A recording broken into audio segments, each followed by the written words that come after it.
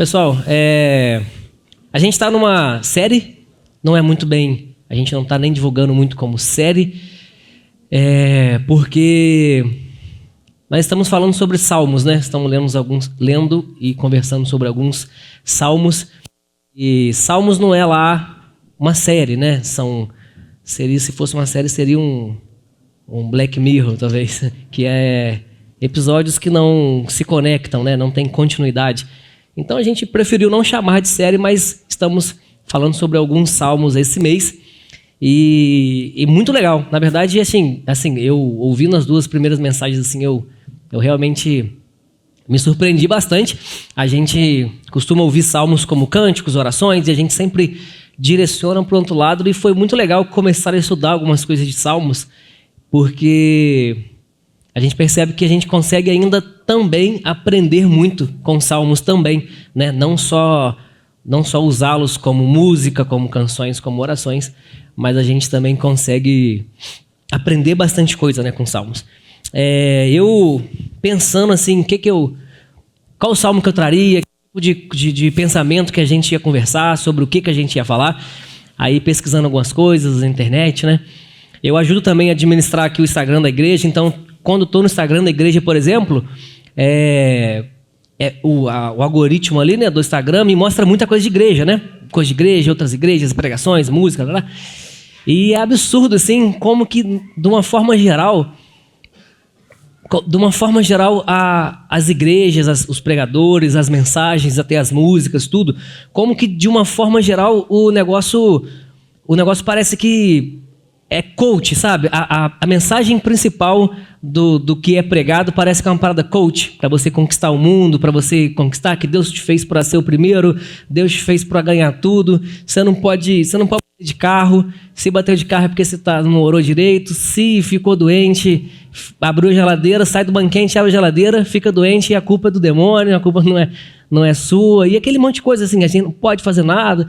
A gente conversando algumas vezes no Conexão, né? A galera comenta que a gente já passou por várias paradas sinistras, assim, né? A galera associa o filho doente, ou o filho desempregado, ou a pessoa desempregada, à falta de fé, à falta de oração, enfim. E porque você tem que ser sempre o melhor. Você tem que ser o melhor, você tem que ser o vencedor, você tem que ser o primeiro, você tem que pegar o melhor de tudo.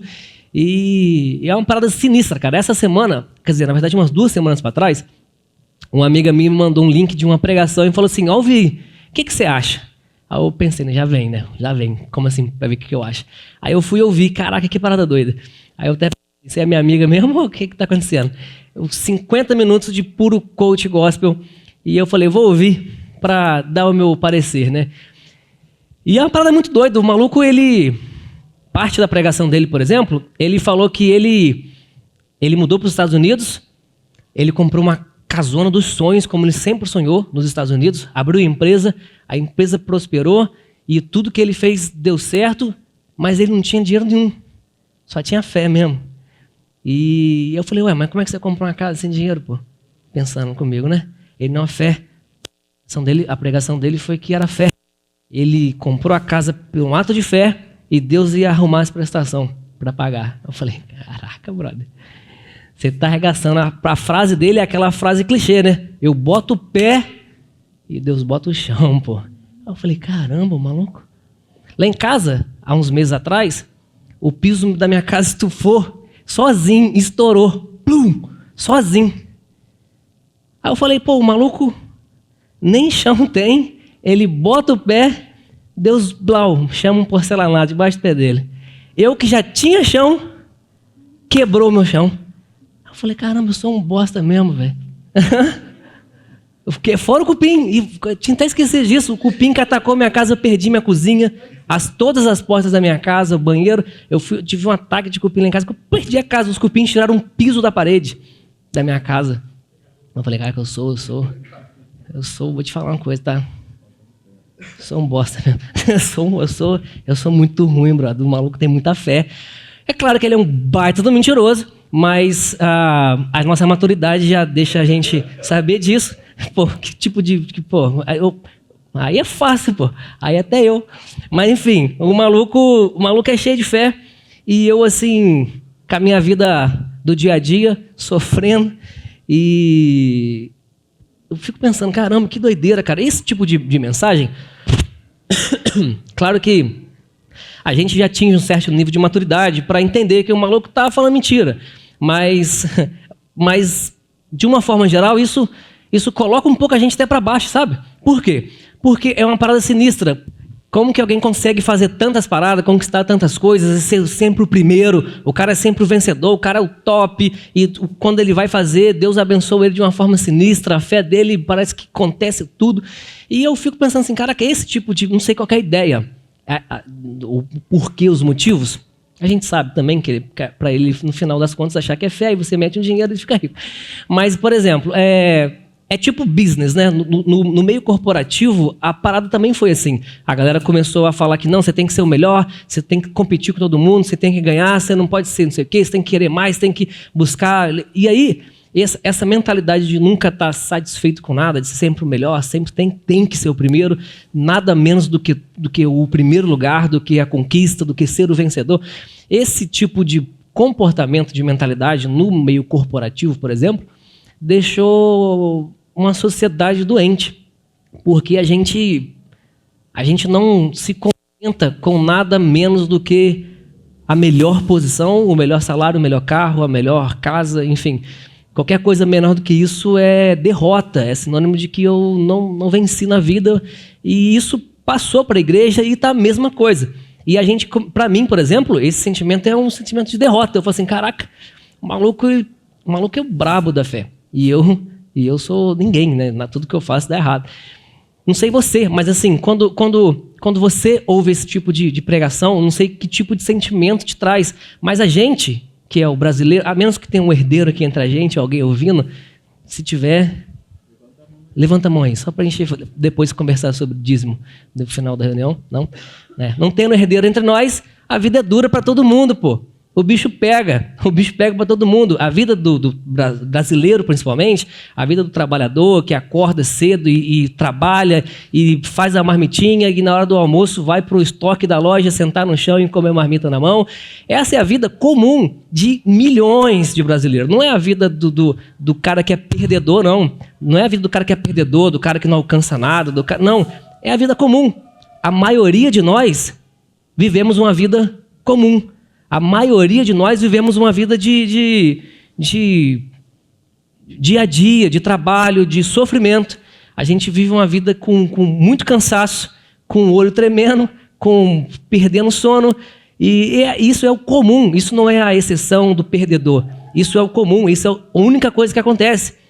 E cá entre nós, falando uma realidade pra gente, na verdade, diferente do que de repente é mais pregado por aí, a gente não vai fazer uma grande revolução na nossa geração.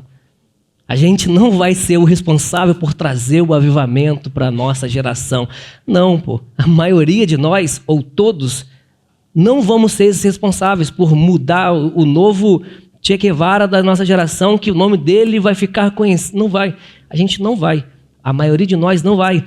Nós todos, pessoas normais, a gente vai resistir ao pecado muito menos do que a gente gostaria.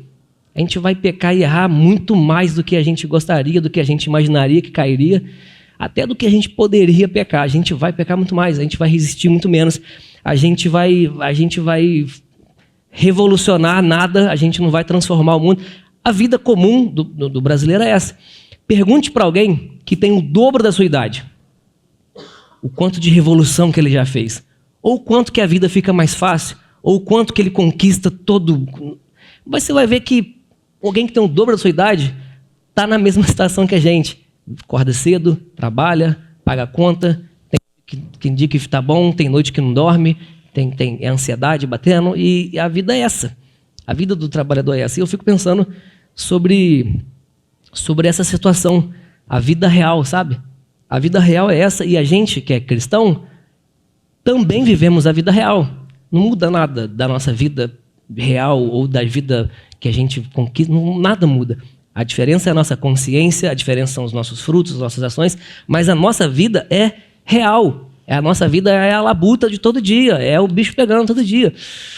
E eu fico pensando, será que Deus quer Então, o que Deus quer é que eu conquiste tudo, que eu revolucione a minha geração, que eu traga um grande avivamento, que eu faça um movimento que vai atingir. Você lembra aquela vez que foi ano passado, ou foi esse ano, teve uma igreja nos Estados Unidos que começaram a cantar, a música não queria parar mais, eles cantavam dia após dia. Tinha gente saindo do Brasil, tinha gente saindo de todo lugar do mundo para ir lá, que eles estavam com medo de acontecer um avivamento igual aconteceu na Rua Azusa, o famoso avivamento da Rua Azusa, e eles não estarem lá presentes. Começaram a sair de todos os lugares porque vai acontecer um avivamento. E não aconteceu o avivamento. No final até descobriram que era planejado já vários dias de música, não tinha nada rolando. E a gente fica procurando um super acontecimento para que a nossa geração fique marcada, mas a gente precisa de aceitar que nós somos pessoas normais, que vivem uma vida real, igual todo mundo. A gente tem dor de cabeça, a gente tem dor de barriga, o bicho pega para todo mundo. E aí eu fico pensando, será que o que Deus quer para a gente? O que Deus quer para mim, a vontade de Deus, é que eu realmente rompa limites e chegue e seja o primeiro, que eu seja o melhor, que eu ocupe as melhores posições, que nada quebrado, nada faltando e nada fora do lugar. Porque lá quando o cupim chegou, tudo quebrado, tudo faltando, tudo fora do lugar. Que doideira. Será que a vontade de Deus... Achei, estava lá no quintal o meu ferro de passar roupa. Depois da obra eu perdi tudo, perdi roupa, perdi ferro, perdi... Uma zona, minha cara ficou uma bagunça. Caraca, eu fico pensando, qual que é a vontade de Deus para mim? E... qual que é a vontade de Deus para mim? Então Deus quer que é isso, que eu rompa, que eu acerte sempre, que eu seja um vencedor, que eu seja sempre o primeiro, que o melhor dessa terra. Será? Porque a vontade de Deus, segundo Romanos 12, é o quê? A vontade de Deus, ela é boa, perfeita e agradável. Boa, perfeita e agradável. Bom e agradável.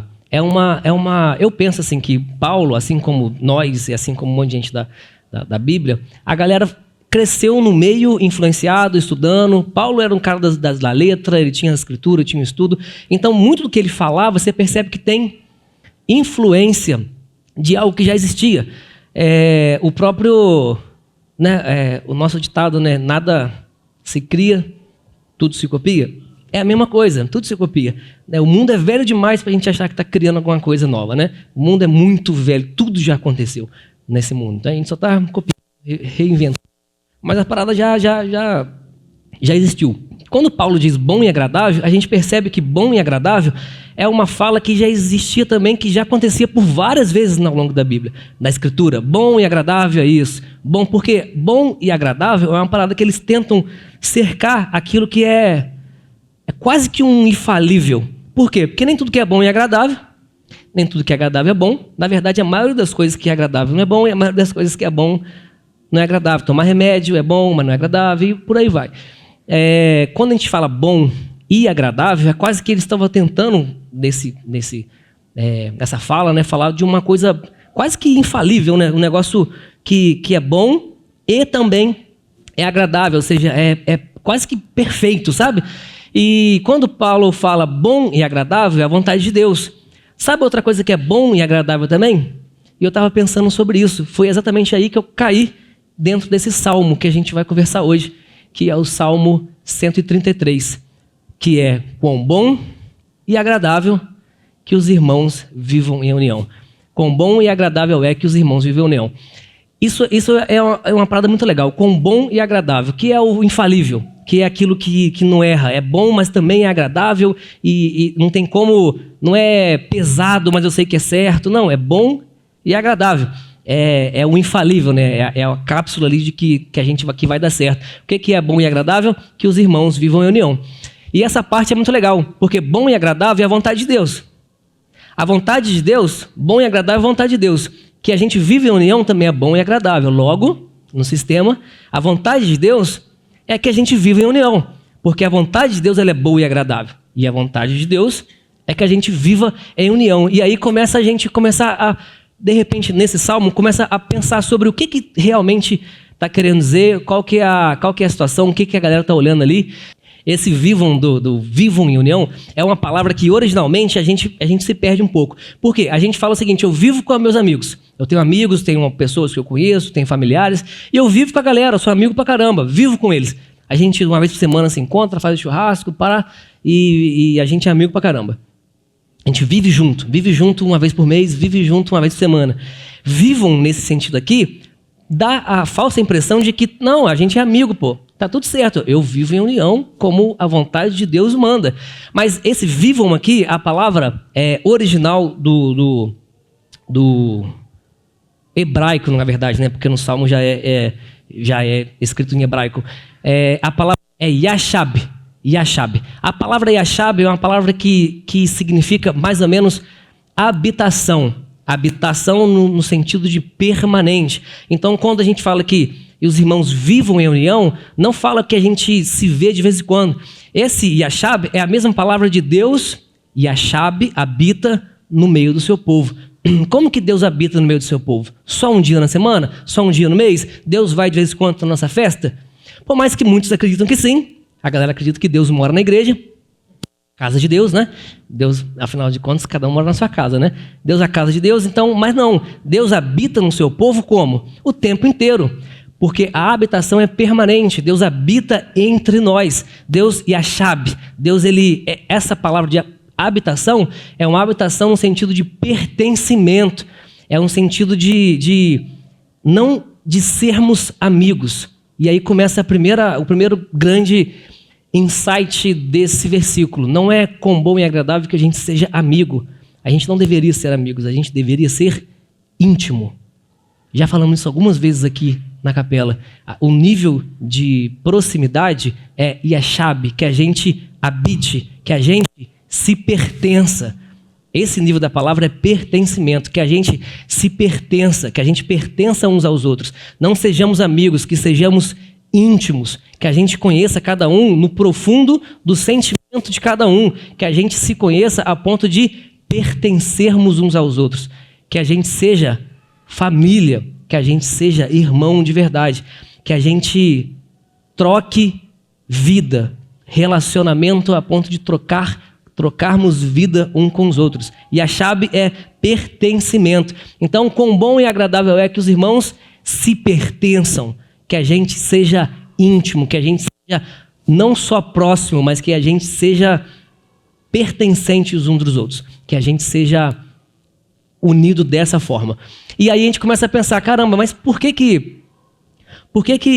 isso é importante? Por que é importante entender sobre esse pertencimento? Qual que é a jogada, então, de quão bom e suave? Por que é tão fundamental entender o nível e a profundidade desse pertencimento, dessa união? Antes da gente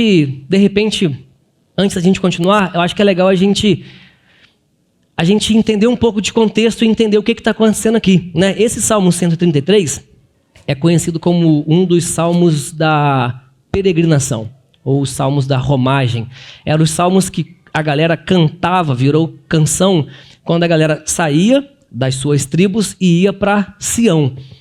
Nação de Israel era um país, 12 estados, né, que a gente chama de tribos, as tribos, e as 12 tribos saíam dos seus lugares e iam para Sião 3 vezes por ano, mais ou menos, por causa das festas que eles tinham que ir lá. Tinha que ir na festa, era lei, não era só porque a galera gostava de festa, tinha que ir e tal.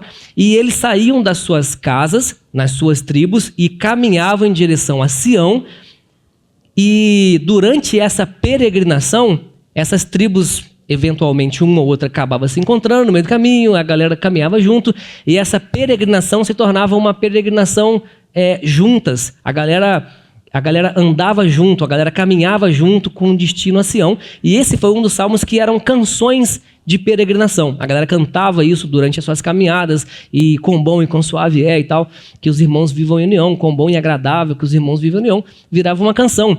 E aí, o que acontece na verdade? Por que esse salmo foi escrito? A galera, quando o antigo rei de Israel, que era Saul, morreu, somente uma das tribos, das 12 tribos, que aceitou Davi como rei, que foi a tribo de Judá. O restante não. O restante seguiu o filho de Saul, que era o Esbozete.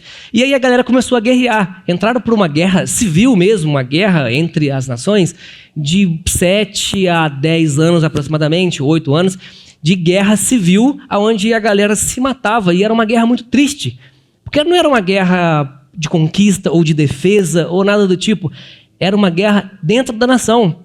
Era uma guerra entre irmãos. Era uma guerra entre a própria nação, Israel contra Israel. Era dentro. Era uma guerra bem triste, na verdade. É um negócio que a gente não quer ver. É como se tivesse São Paulo lutando contra o Rio de Janeiro. É a guerra entre os dois dentro do próprio país. E eles brigaram entre si e Davi naquela guerra civil.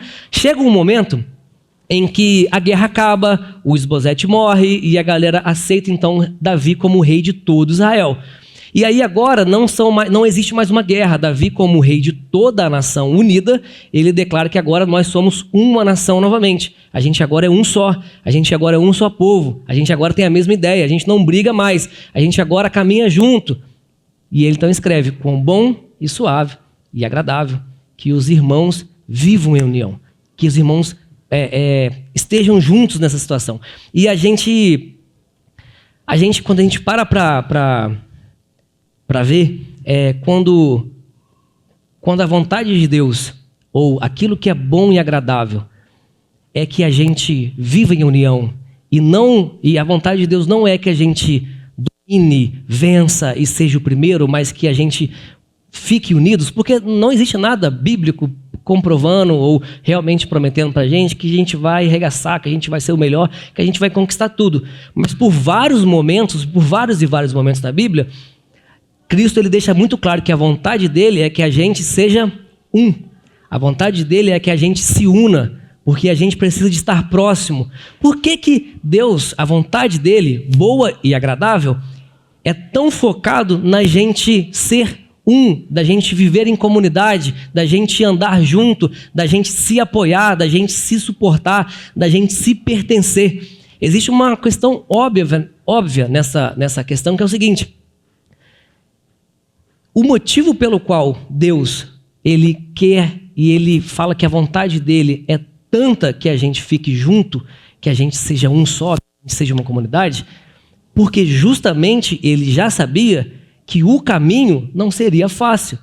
Justamente, ele não está falando o seguinte: não, vai ser tudo bom, mas eu quero que todos vocês conquistem juntos. Não, fiquem juntos porque o bicho vai pegar. Eu quero que vocês, a minha vontade é que vocês se pertençam, sejam íntimos, se suportem, se levantem. Por quê? Porque a caminhada não vai ser fácil, vai ser difícil mesmo. Por isso que vocês precisam de ficar juntos. A minha vontade é que vocês se pertençam a ponto de se suportarem, de se levantarem. E aí a gente começa a bater em um ponto onde que de repente, esse tipo de mensagem de pregação sobre conquista, o famoso coach gospel, parece ter esquecido, porque justamente Deus está falando o seguinte: não vai ser fácil. A vida real, a caminhada da vida real, a peregrinação que todos nós temos, de sairmos da onde viemos e peregrinarmos com destino para Sião, com o nosso destino final, que é a nossa Sião eterna, que é a nossa eternidade com Cristo, nessa peregrinação, nesse meio do caminho, não vai ser fácil, vai ser muito difícil, vai ser complicado. E aí parece que esse tipo de pregação, de mentalidade coach, de conquistar tudo, parece que esquece de alguns pontos assim. A gente toca num ponto muito crítico, na verdade, que é a peregrinação no meio do caminho. Os cristãos pós-Cristo ali, eles eram conhecidos como aqueles do caminho, aqueles que estavam no caminho, né? Os do caminho. E justamente por isso, porque a nossa vida é essa peregrinação. Saímos de uma origem, estamos indo para um Sião que a gente acredita, e no meio do caminho existe essa peregrinação, que não é fácil, é deserto. Algumas dessas tribos saíam, por exemplo, Cafarnaum, que era ali no norte, andavam 180 quilômetros para conseguir chegar em Sião. Era 180 quilômetros de caminhada no deserto, com sandália, sol quente, torando, parada queimando a pele, difícil pra caramba. Não só andava, levava as crianças, levavam seus idosos, levavam tendas, levava bicho, levava tudo. Não era uma parada fácil. A peregrinação Não é fácil. A gente toca num assunto complicado quando a gente quer assumir que Deus ele pode fazer tudo, Deus que vai... Porque a gente esquece que a peregrinação é uma parada complicada. O caminho é difícil, o caminho é longe, é pé no chão, é sujo, é trabalho, é a nossa vida, a vida real do brasileiro, é a peregrinação da vida real, né? É o momento onde que a gente chega andando todo dia, o bicho pegando pro nosso lado, e quando, de repente, a gente para entender que a peregrinação é a nossa vida, que é a vida real, a gente começa a tocar nos pontos onde que é muito crítico para esse tipo de mentalidade, a mentalidade do vencedor, a mentalidade do primeiro lugar é para mim, do que eu mereço tudo. Porque no meio do caminho a gente encontra o quê? Tribos diferentes. Todas as tribos saíam, uma de cada lugar, e iam peregrinando e iam para o destino eterno que era Sião. Então, as tribos diferentes, quando a gente fala que é tribo diferente, não é só localidade geográfica. A gente está falando sobre costumes diferentes, sobre dialetos diferentes, por mais que seja um mesmo idioma, eram dialetos diferentes, eram costumes religiosos diferentes, os cultos, né, as reuniões religiosas eram diferentes de tribo para tribo. A galera, ela era outra galera mesmo, diferente. Quando se encontrava, às vezes a galera, alguns não conseguiam nem se entender do dialeto ser diferente, por mais que o idioma seja igual. Os costumes religiosos, os costumes de vivências sociais eram diferentes, porque as tribos, até mesmo um pouco tempo atrás, brigavam entre si, estavam um matando o outro. E durante a peregrinação, por exemplo, você poderia estar encontrando algumas tribos no meio do caminho que eram de pessoas que, no passado, de repente, os pais daquelas pessoas mataram seus pais, porque vocês eram contras. Eram tribos que, de repente, guardavam até mágoa. Eles não estavam carregando só a sua bagagem ou o peso do corpo, eles carregavam um pouco de história, eles carregavam também a mágoa, o ressentimento. Com certeza, isso aí todo mundo é humano, porque a peregrinação, ainda estamos na vida real, ainda estamos na parada acontecendo, ainda estamos com gente. E nesse meio do caminho, a gente começa a encostar em um problema muito grave da comunidade. Porque o bom e agradável é a comunidade. Mas a gente chega num problema muito grave porque a gente começa a encontrar com tribos diferentes durante a nossa peregrinação.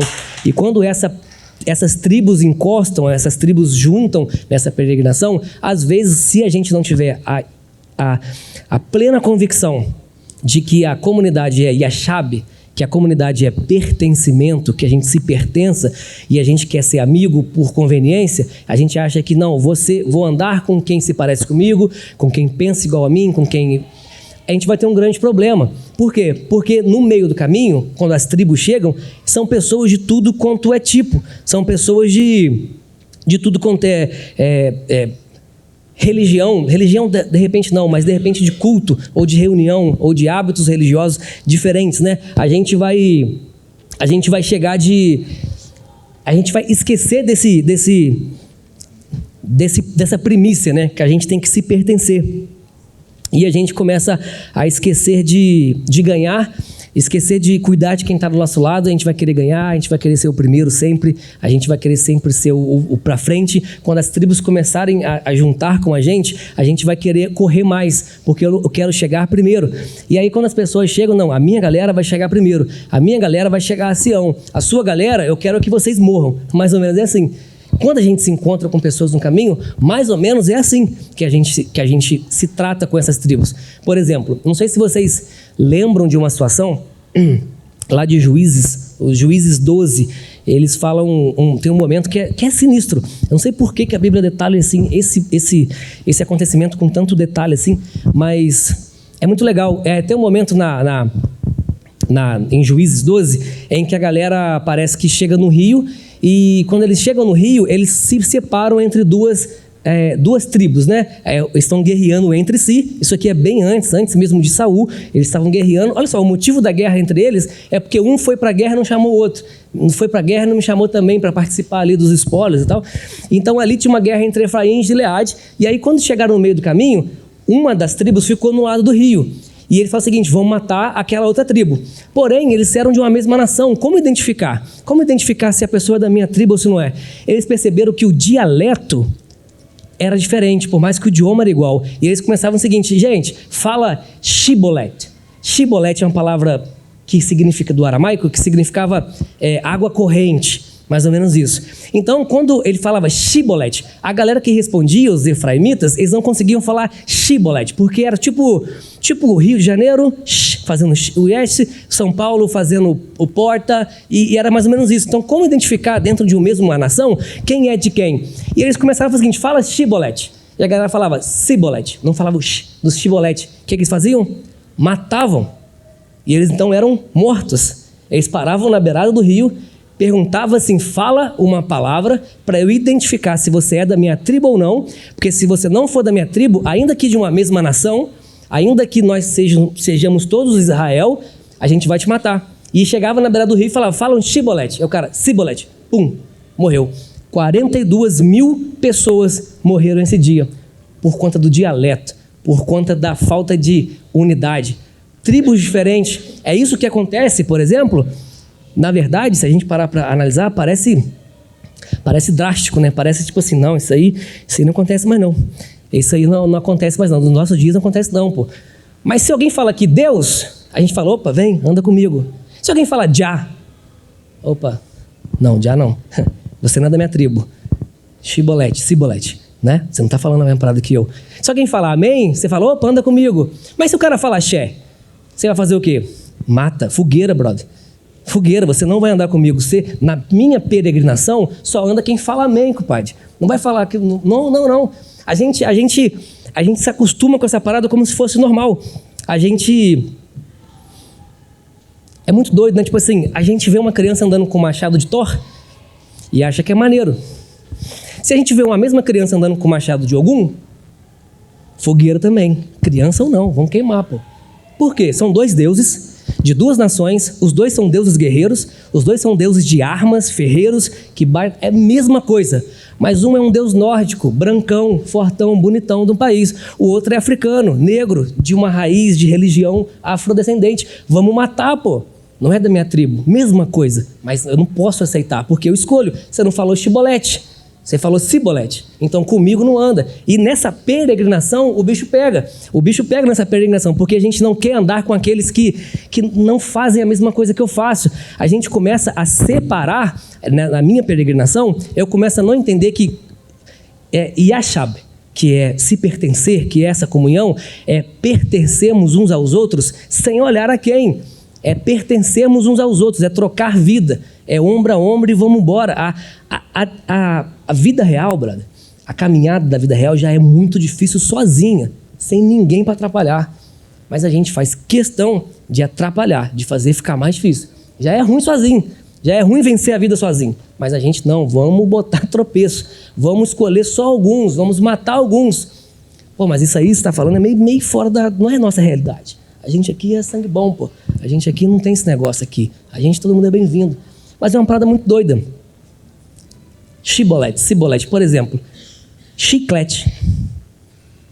Se eu falo chiclete, você está comigo. Mas se eu falo chicletes.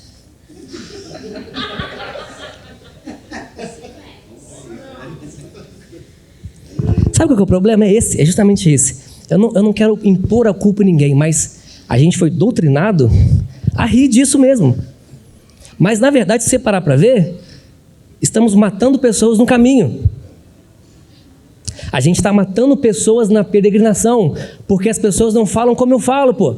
É exatamente Shibolete e Sibolete.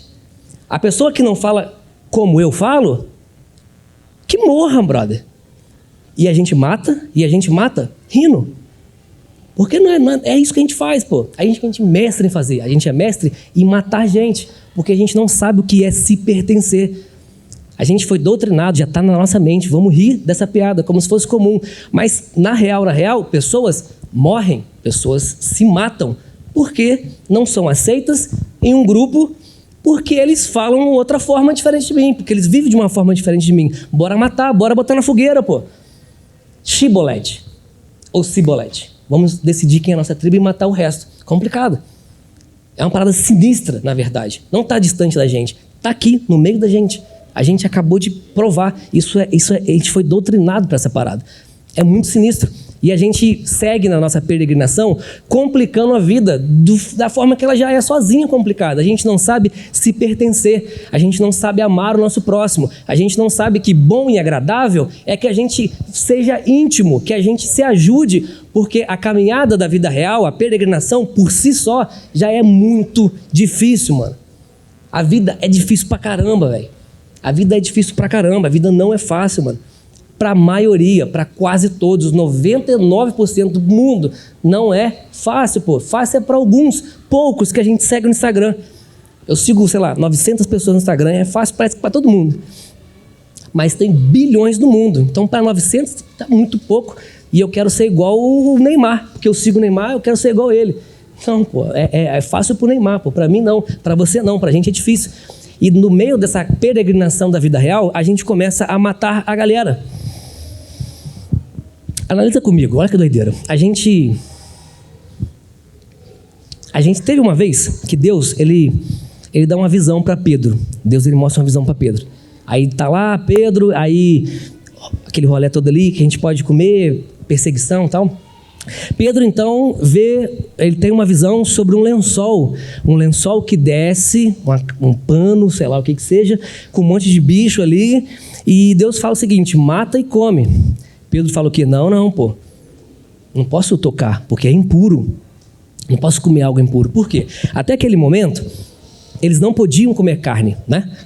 Pela dieta da galera, ele não podia comer carne. E nesse momento, Deus fala o seguinte: mata e come. Ele fala, não posso comer. Por quê? Porque a lei manda que eu não posso. A religião fala que eu não posso. O que Deus responde para Pedro? Vou parafrasear para a gente entender. Deus fala o seguinte: Pedro, se liga. Esquece a lei. É isso que está falando, porque nesse momento não podia, a lei mandava, a lei de Moisés não podia, é a parada séria. Esquece a lei, Pedro. Esquece o que a religião está te falando para fazer. Esquece a religião, esquece a tradição, esquece a lei. Existem paradas mais importantes do que isso tudo.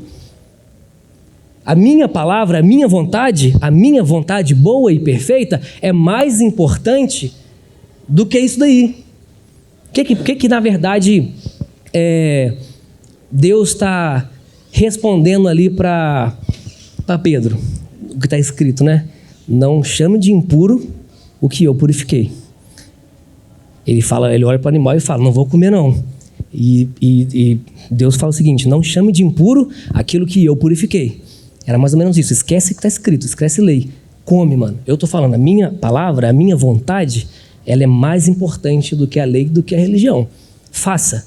Mas sabe o que é o mais interessante disso tudo?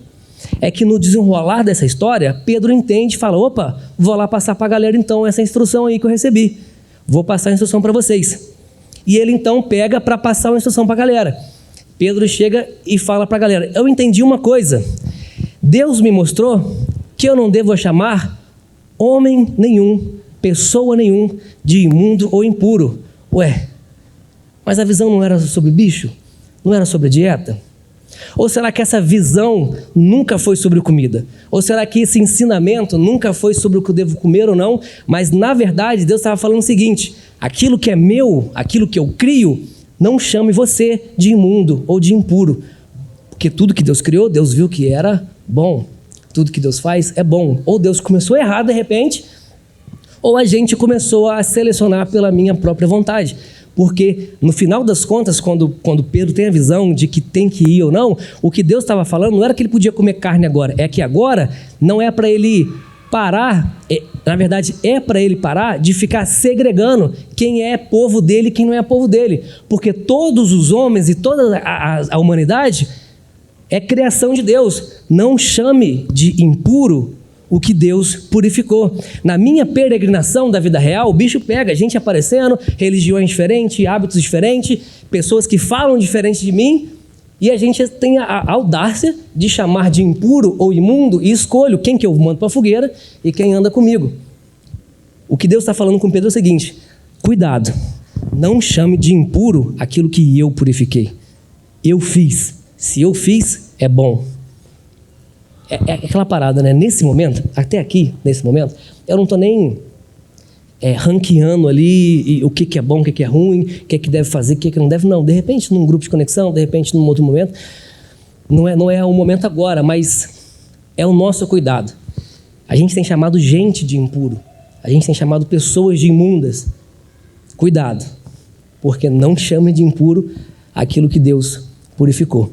E eu não estou falando nem só de preconceito. Eu não estou falando nem só dessa segregação que a gente faz. Não estou falando só desse nosso preconceito, de separação, nada do tipo. Mas também da nossa falta de empatia. Porque no meio do caminho, além de segregar, a gente também não percebe aqueles que caminham junto com a gente. Nessa peregrinação da vida real, tem muita gente andando do nosso lado, mano. Tem uma galera que, de repente, tem dia que não vai conseguir andar. Tem uma galera que está andando do nosso lado que, de repente, vai ter dia que vai querer sentar e parar, porque está muito difícil. E esse dia chega para todo mundo, mano.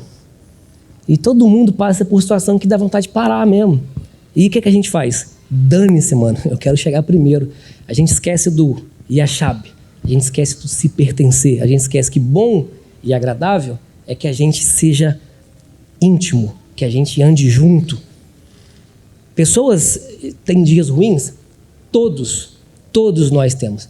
Tudo passa, você lembra do pregador? Os dias ruins passam. A gente sempre crê nisso. Os dias bons passam também. Os dias bons, as conquistas, passam também.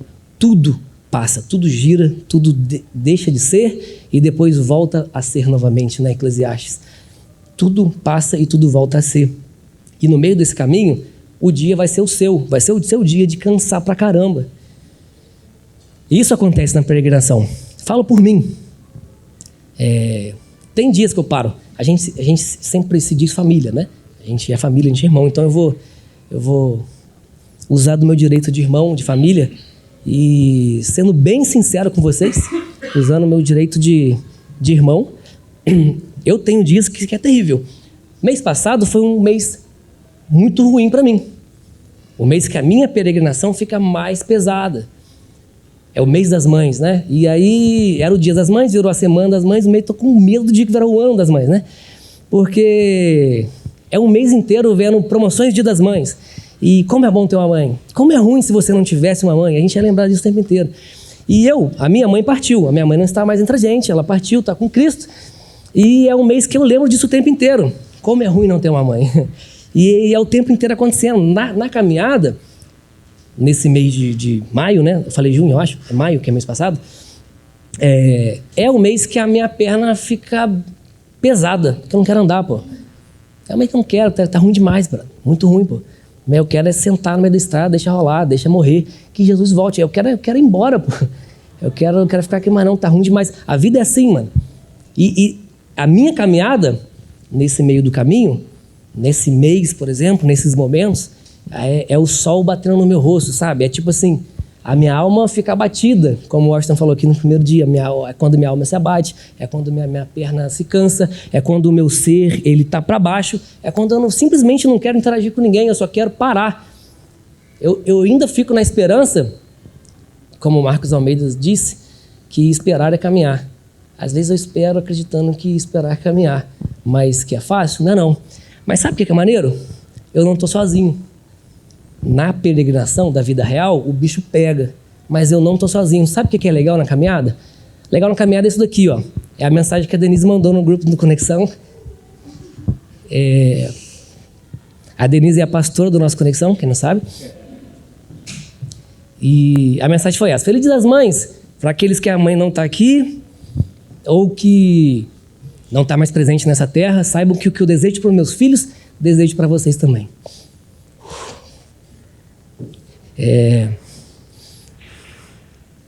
Isso aqui é o que aparece na peregrinação da vida real, porque esse é o tipo de mensagem que me abraça, que eu paro assim, pô, vou caminhar de novo, vou andar de novo. Minha alegria é vê-los bem.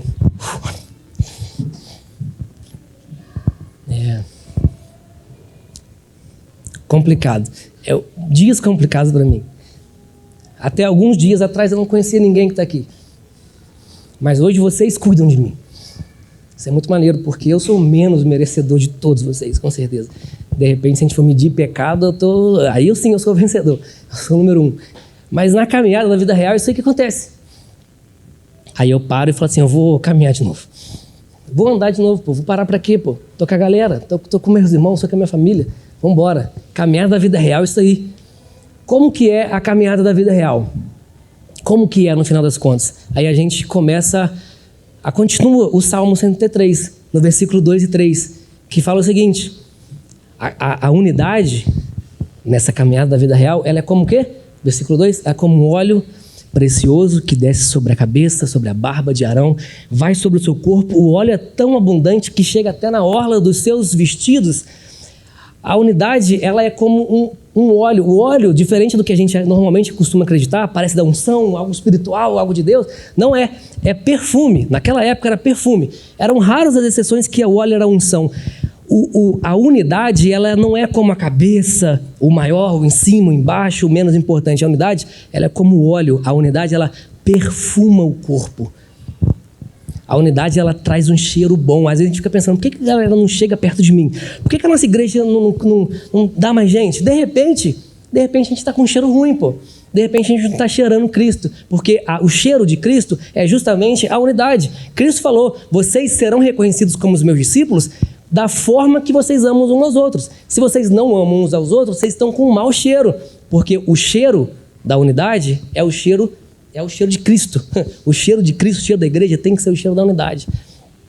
Porque ela é como um óleo precioso que desce sobre a cabeça de Arão. Por que Arão? Porque ele é o sacerdote. Tudo que acontece com o sacerdote significa o povo inteiro. Então ali está simbolizando o seguinte, a unidade, ela é um cheiro, ela é um perfume que perfuma todo mundo, que perfuma o corpo inteiro. E ele continua falando, no versículo 3, a unidade, ela é como um orvalho que vem de Hermon e desce até Sião. Hermon é um monte grandaço que tem lá em Israel, imponente, grande, com os cumes congelados. Sião é um monte pequenininho, seco, árido. E o salmista fala que a unidade ela é como um orvalho, aquela umidade que tem no Hermon, porque muita árvore, muita vegetação, muita prosperidade em Hermon. Em Sião não. Mas a unidade ela é como um orvalho que vem de Hermon e chega até Sião.